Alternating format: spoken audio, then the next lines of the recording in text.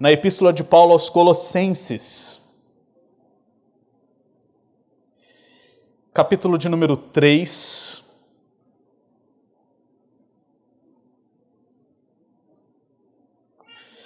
eu lerei do verso 12 até o verso de número 17. Colossenses, capítulo de número 3, do verso 12 até o verso de número 17. A palavra do Senhor nos diz assim: Revesti-vos, pois, como eleitos de Deus, santos e amados, de ternos afetos de misericórdia, de bondade, de humildade, de mansidão, de longanimidade. Suportai-vos uns aos outros, perdoai-vos mutuamente, caso alguém tenha motivo de queixa contra outrem. Assim como o Senhor vos perdoou, assim também perdoai vós. Acima de tudo isso, porém, esteja o amor, que é o vínculo da perfeição. Seja a paz de Cristo o árbitro em vosso coração, a qual também fostes chamados em um só corpo, e sede agradecidos. Habite ricamente em vós a palavra de Cristo. Instruí-vos e aconselhai-vos mutuamente em toda a sabedoria, louvando a Deus com salmos e hinos e cânticos espirituais, com gratidão em vosso coração. E tudo o que fizerdes, seja em palavra, seja em ação, fazei-o em nome do Senhor Jesus, dando por ele graças a Deus Pai. Vamos orar? Senhor, nós te louvamos pelo privilégio que o Senhor nos dá de podermos livremente, publicamente, ouvirmos a exposição da Tua Palavra. Te agradecemos pela Tua misericórdia que se renova nas nossas vidas e pela Tua graça que se estende durante todos os dias, ó Pai, da nossa existência.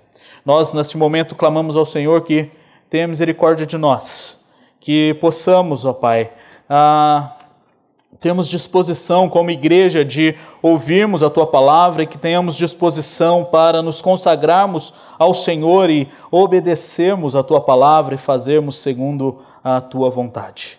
Senhor, que as palavras dos meus lábios e o meditar do meu coração sejam agradáveis na Tua presença. Senhor, rocha minha e Redentor meu. Amém. Amém.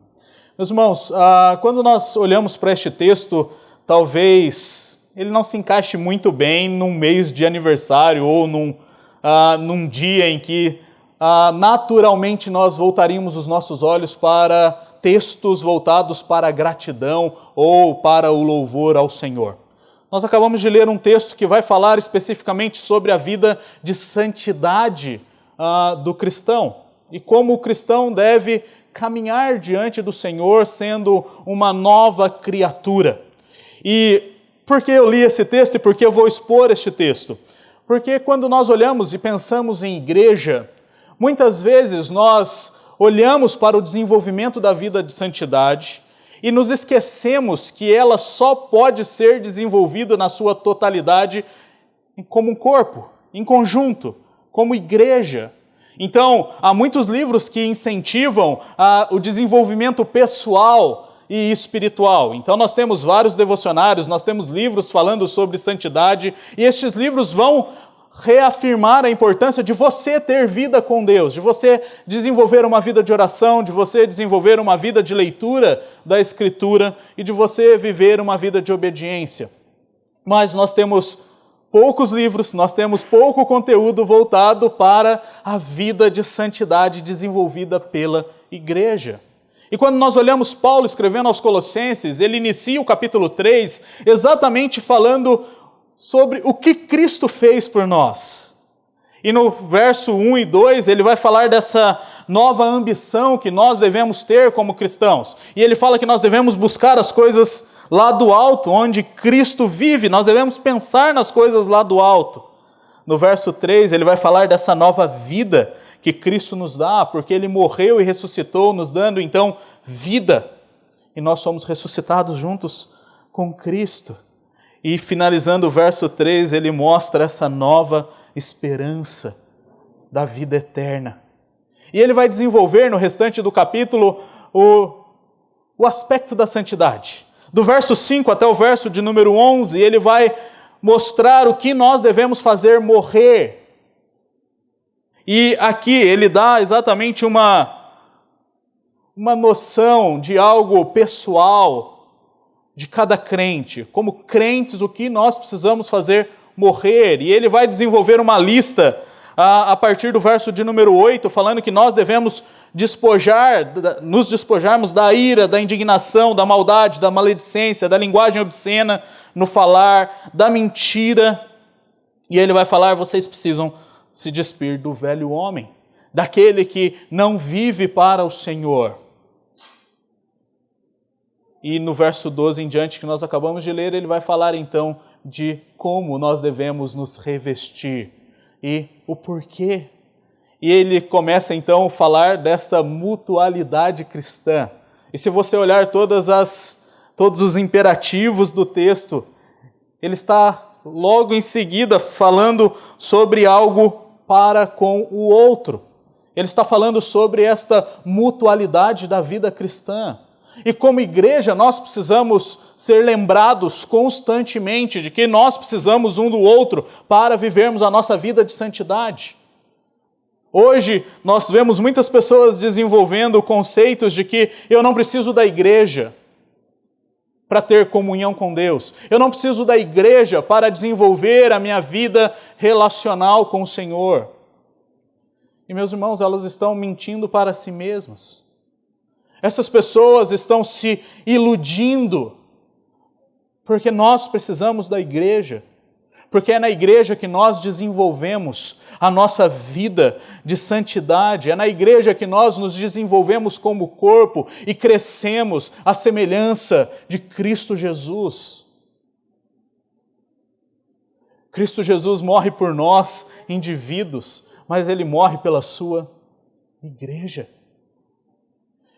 E nós precisamos lembrar qual é o nosso papel. Nós precisamos lembrar o que Cristo fez por nós e o que Ele continua fazendo por nós, para que nós possamos desenvolver uma vida de santidade dentro do corpo de Cristo. E aqui o verso de número 12, ele vai mostrar que em Cristo nós somos transformados. Nós já não somos mais pessoas que vivem debaixo da ira, da indignação, da maldade, da maledicência, da linguagem obscena. Isso precisa ser despido, isso precisa ser tirado de nós. E em Cristo nós somos então transformados.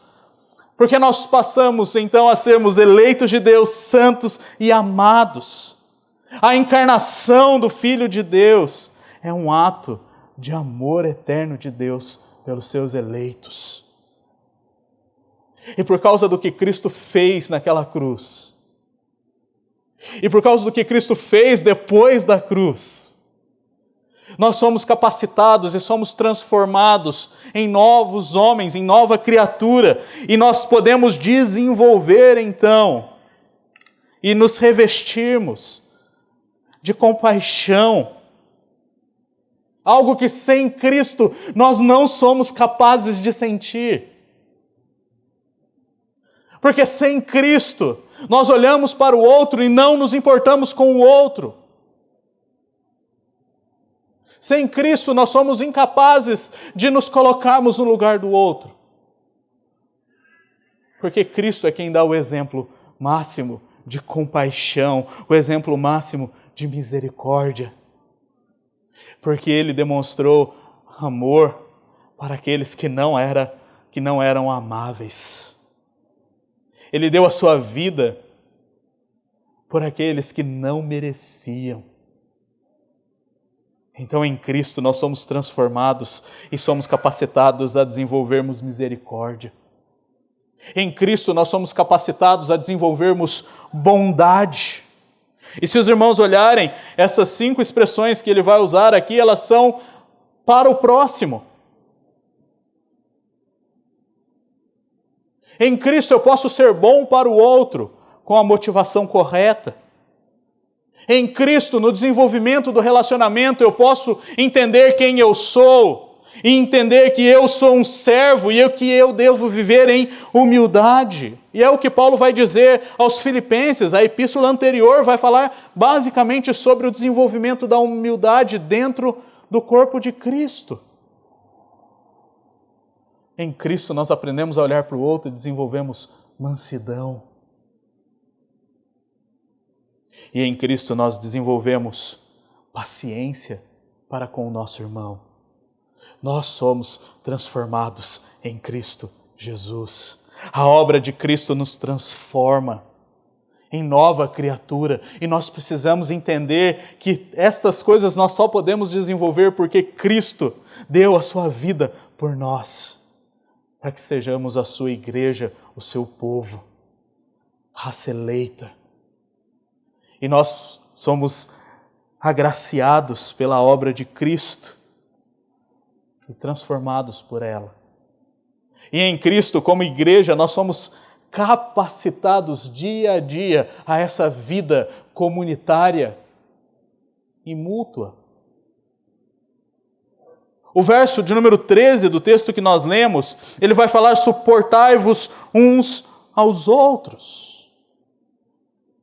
E normalmente esse verso e essa expressão ela é usada, e eu usei isso durante muito tempo da minha vida, e alguns anos atrás, um dos meus professores de seminário, o reverendo João Paulo, me fez mudar a forma de ler este texto e entender este conceito. E muitas vezes nós olhamos e usamos esse texto como o ser suporte, o ser um amparo, o ser uma estante ou um pedestal que vai ser capacitado para que outra coisa seja colocada em cima. Mas quando nós olhamos o contexto, nós vemos que esse suportai-vos uns aos outros, ele está muito mais pendente para o ato de tolerarmos o outro do que sermos o pedestal do outro. Por quê? Porque logo em seguida ele vai falar da necessidade do perdão. E se eu for simplesmente um suporte para o outro, não faz sentido o perdão logo em seguida deste texto, dessa mesma sentença. Porque se eu simplesmente estou sendo um suporte, eu não tenho por que perdoar ou pedir perdão. Mas quando ele diz, vocês precisam suportar uns aos outros, nós olhamos a última característica dada na transformação, que é ter paciência, e olhamos para o perdão, nós vemos que esse suportar é muitas vezes termos que tolerar o nosso irmão. E provavelmente, se eu pedir para você pensar, e você já deve estar pensando, você conhece alguém chato? Não conhece na igreja? Não olhe para o lado para a pessoa não achar que é ela, ok? Você conhece alguém que, é difícil caminhar com essa pessoa. Gente, eu não consigo conviver. E provavelmente na igreja da Pompeia não existe isso. Todos são muito legais, estão todos sorrindo para mim, então eu os amo. Talvez você tenha que suportar o pastor que está pregando aqui. Meus irmãos, faz parte da vida cristã, nós não somos todos iguais, nós temos as nossas diferenças. E muitas vezes quando nós falamos sobre pecado, nós temos uma intolerância muito grande para o pecado do nosso irmão. Mas nós queremos uma tolerância gigantesca para o nosso pecado. E aqui Paulo está dizendo, olha, você precisa suportar o seu irmão. Mesmo que ele peque contra você, você precisa tolerá-lo e você precisa desenvolver essa mutualidade do perdão. Para desenvolvermos vida de santidade, nós somos capacitados a suportarmos, a aguentarmos o outro, mas nós somos capacitados também a perdoarmos. E agora pare e pense um pouquinho na sua vida. Será que Cristo não falaria de você? Nossa, difícil aguentar essa pessoa, viu? Eu falo para ela assim, olha, ame a Deus acima de todas as coisas. Mas essa pessoa insiste em amar os bens acima de todas as coisas. Eu falo para essa pessoa assim, olha, não andeis ansiosos. Mas essa pessoa insiste em colocar a sua vida no desespero em relação ao futuro. Será que se Cristo olhássemos para nós, nós não seríamos essa pessoa que deveria ser suportada? E é o que Ele faz. Nós continuamos dia a dia pecando e o Senhor continua dia a dia nos perdoando. Nós lemos no Salmo de número 105, 103, 105, 103. Que as misericórdias do Senhor se renovam e elas permanecem de eternidade a eternidade. O Senhor nos suporta, o Senhor nos tolera, porque Ele resolveu nos perdoar. E Ele vai fazê-lo até que Ele volte. E nós não mais pequemos, e nós não mais andemos como outrora. Então, para desenvolvermos a vida de santidade na igreja, Cristo nos capacita a procurarmos o nosso irmão e confrontarmos o nosso irmão. E o próprio Cristo nos ensina isso em Mateus 18. Caso o teu irmão peque contra ti, vá até ele e confronte-o. Se ele se arrepender, o texto diz que o irmão foi ganhado. Mas ali ele vai dando os passos para o processo de disciplina. E são passos bem tolerantes, bem pacientes. Então, meus irmãos, nós somos capacitados a perdoar, então precisamos desenvolver isso comunitariamente. Assim como o Senhor perdoou vocês, perdoem também uns aos outros. Isso é tão forte, isso é tão importante, porque Cristo nos ensina até mesmo na sua oração. E na oração do Pai Nosso nós oramos e pedimos: Senhor, perdoa as nossas dívidas assim como nós perdoamos os nossos devedores. Como você tem desenvolvido a sua vida de santidade comunitária? Você tem se disposto a suportar o seu irmão? Você tem se disposto a perdoar o seu irmão?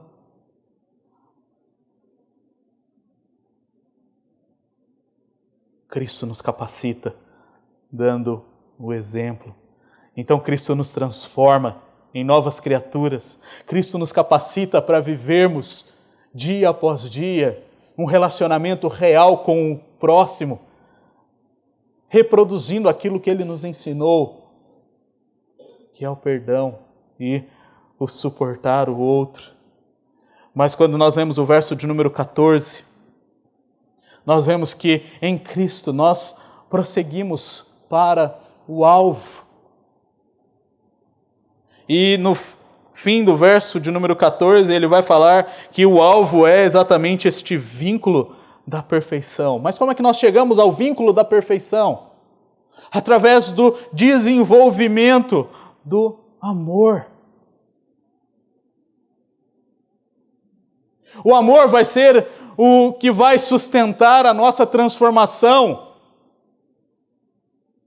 Porque foi por causa do amor de Deus sobre as nossas vidas que Cristo veio e morreu, nos fazendo novas criaturas, nos capacitando e nos transformando a desenvolvermos misericórdia, compaixão, bondade, humildade, mansidão e paciência. É por meio do amor que nós podemos suportar o nosso irmão. E é por meio do amor que nós podemos perdoar o nosso irmão.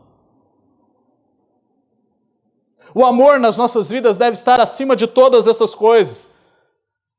Então você deve olhar para o seu irmão e você deve se dispor intencionalmente a amá-lo. Porque é este amor que vai unir a igreja, é este amor que vai transformar a vida da igreja, é este amor que vai conduzir a igreja ao vínculo da perfeição. E se nós olharmos o restante do nosso texto, nós vemos o que o amor faz dentro do corpo.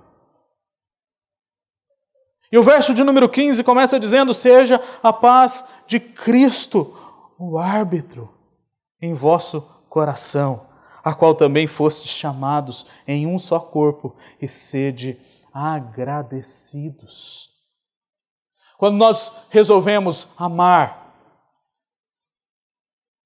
Quando nós resolvemos em Cristo caminharmos rumo ao alvo, que é o vínculo da perfeição, nós desenvolvemos paz no meio da igreja.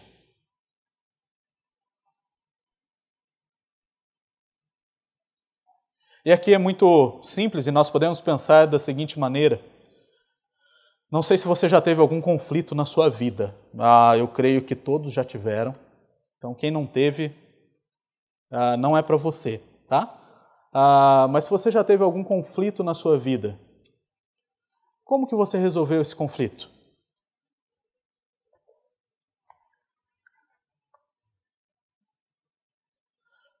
De diversas formas, você pode me argumentar. E você vai dizer que, talvez eu ignorei, deixei para lá, ou eu conversei e resolvi, ou eu tive que chamar outra pessoa para conduzir uma resolução.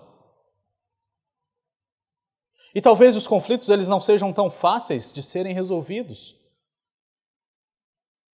E os nossos irmãos que estão no ramo do direito vão experimentar isso quase todos os dias na sua prática. E muitas vezes a paz não é algo que reina na resolução dos conflitos. Por quê? Porque não há amor mútuo. Não há disposição de amar o próximo.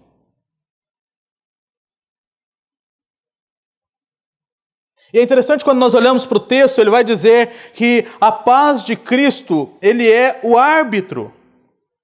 É o que vai moderar a resolução de conflito. Por quê? Porque Cristo foi aquele que resolveu o maior conflito que já houve na história. Cristo veio para resolver o conflito do homem com Deus. E Ele fez isso por meio do amor. E quando nós lemos João 3,16, nós vemos que este amor foi a motivação para a resolução deste conflito e para trazer paz. Então, quando nós desenvolvemos o amor mútuo, nós iremos olhar para o que Cristo fez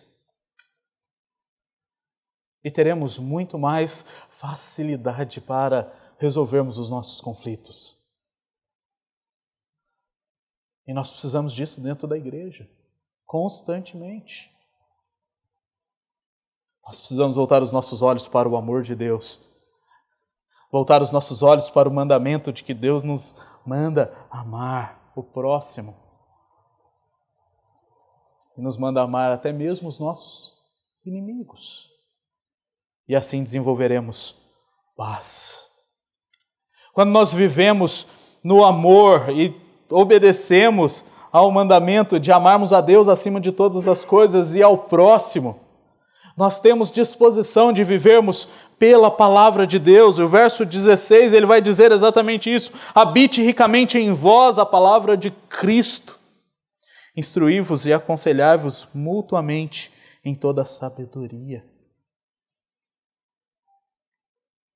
Meus irmãos, quando nós resolvemos amar o nosso próximo, nós então resolvemos viver pela palavra de Deus.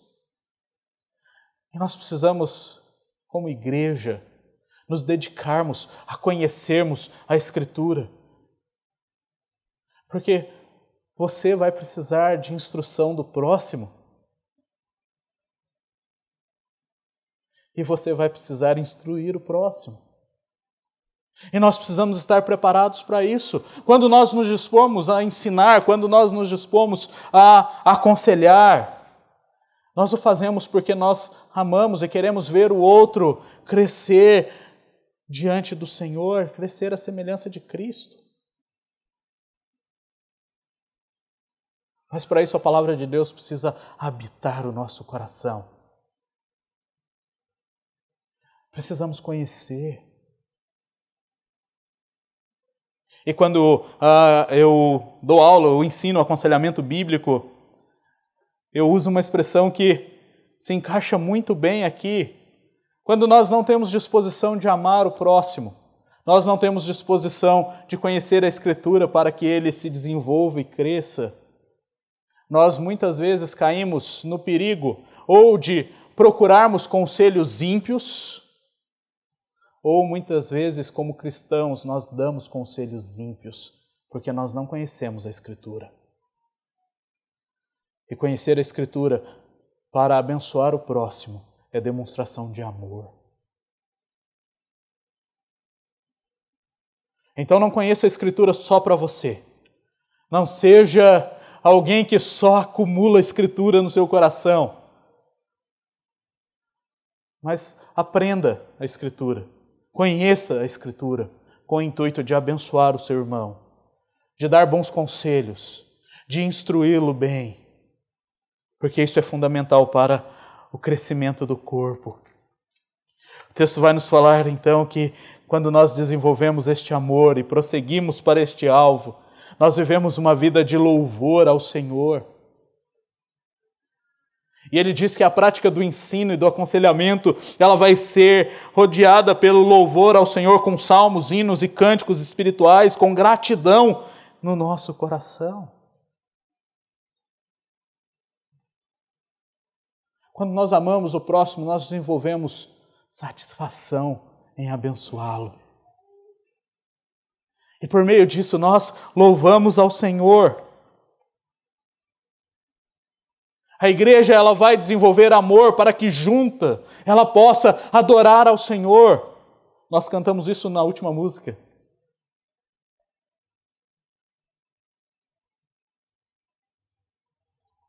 O é de coração não é individual, é como corpo. Porque todos nós estamos cercados e presos no amor de Deus. E o texto vai terminar dizendo que quando nós vivemos prosseguindo para o alvo em Cristo, nós desenvolvemos serviço mútuo. Quando você ama o próximo, você tem disposição de servi-lo. E agora vocês que são casados, ou namoram, ou estão noivos, pensem um pouco, você ama o seu cônjuge, certo? E você demonstra amor a ele, sem fazer nada, sem servi-lo? Acho muito difícil. Porque uma das maneiras de demonstrarmos amor ao próximo é exatamente servindo ao próximo. E o verso de número 17, ele vai dizer, tudo que fizerdes, seja em palavra, seja em ação. E aqui nós podemos resumir com uma palavra apenas, que todo o seu serviço ao próximo, seja servindo por meio das palavras, seja servindo por meio de ações, você deve fazer com gratidão em nome de Jesus.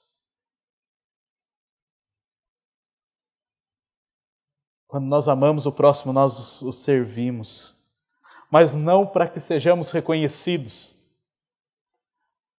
não para que sejamos elevados a uma posição superior, embora muitas vezes esse seja o desejo do nosso coração e nós precisemos lutar contra ele.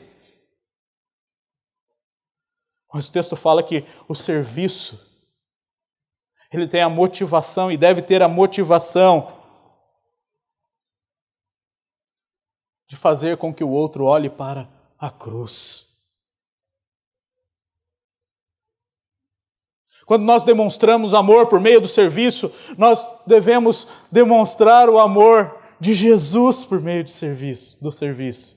Nós devemos demonstrar aquilo que Cristo fez por nós,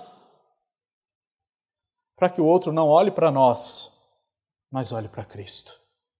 Então tudo que nós fizermos deve ser feito com gratidão e deve ser feito em nome de Jesus. Toda a glória deve ser dada a Ele. E por fim, em Cristo nós somos transformados, em Cristo nós somos capacitados, em Cristo nós prosseguimos para o alvo. E o que nós fazemos com isso no dia a dia da vida da igreja? Primeiro, não se afaste da comunhão dos irmãos. Você não foi criado por Deus para viver independentemente e autonomamente. Você foi criado por Deus para depender do próximo. Então viva em comunhão com seu irmão. Aproveite todas as oportunidades que você tem, que a igreja fornece para que você esteja junto com o outro. Conheça a necessidade do seu irmão. Não se afaste do culto público, não se ausente. Porque como corpo no culto público somos santificados e caminhamos em santidade. Seja intencional no desenvolvimento dos relacionamentos. Eu vi a agenda aqui no boletim, depois você pode ver, a igreja fornece várias atividades que você pode desenvolver comunhão com os seus irmãos. Mas se você olhar aqui, talvez não tenha um almoço específico, um café da tarde. Faça isso. Olhe lá no aplicativo da igreja, veja o rosto do seu irmão e fale assim: vou orar por eles. Escolha um e fale: vou desenvolver relacionamento com esse irmão que eu não tenho desenvolvido relacionamento. Chame ele para almoçar, chame ele para tomar um café. Seja intencional, dê o primeiro passo. Imagine se toda a igreja for intencional e der o primeiro passo. Os relacionamentos serão construídos. E isso vai além das idades, isso vai além da classe social. Seja intencional. E lembre-se que Cristo morreu para que a sua igreja pudesse viver. E nós vivemos através do desenvolvimento da compaixão, da bondade, da humildade, da mansidão e da paciência. Nós vivemos desenvolvendo santidade junto com a comunidade, suportando, perdoando, amando, ensinando e aconselhando. E você tem que ter no seu coração a motivação correta para fazer todas essas coisas. E todas elas devem ser feitas para a glória de Deus. Que nessa manhã você possa olhar para a vida dessa igreja, que completa mais um ano de organização. Olhar para aqueles que estão como membros dessa igreja, que estão se achegando a essa igreja. E que você possa intencionalmente desenvolver comunhão para que você possa desenvolver vida de santidade. Que Deus nos abençoe. Vamos orar? Senhor, te agradecemos pelo privilégio de ouvirmos a Tua palavra. Te agradecemos, Senhor, pela exortação da Tua palavra e pedimos ao Senhor, ó Pai, que nos capacite a vivermos dia após dia firmados no Senhor, lembrando, Senhor, aquilo que o Senhor fez por nós e que possamos refletir isso na nossa vida comunitária.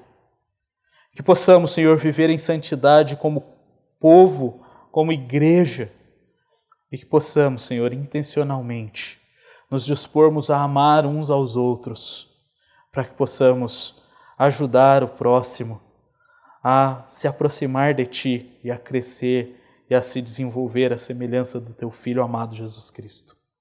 Senhor, continue abençoando essa igreja, continue dando a eles a capacitação do Senhor, para que eles continuem testemunhando o Teu nome onde estão inseridos e que eles possam, Senhor, dia após dia, desenvolverem a unidade do corpo e que o Senhor possa continuar abençoando essa igreja e que aqueles que pertencem ao Senhor, aqueles que foram eleitos, e são os eleitos do Senhor, possam se achegar a esta igreja e possam viver em santidade com este corpo. Essa oração que fazemos, Senhor, em nome do Teu Filho amado Jesus Cristo. Amém. Amém.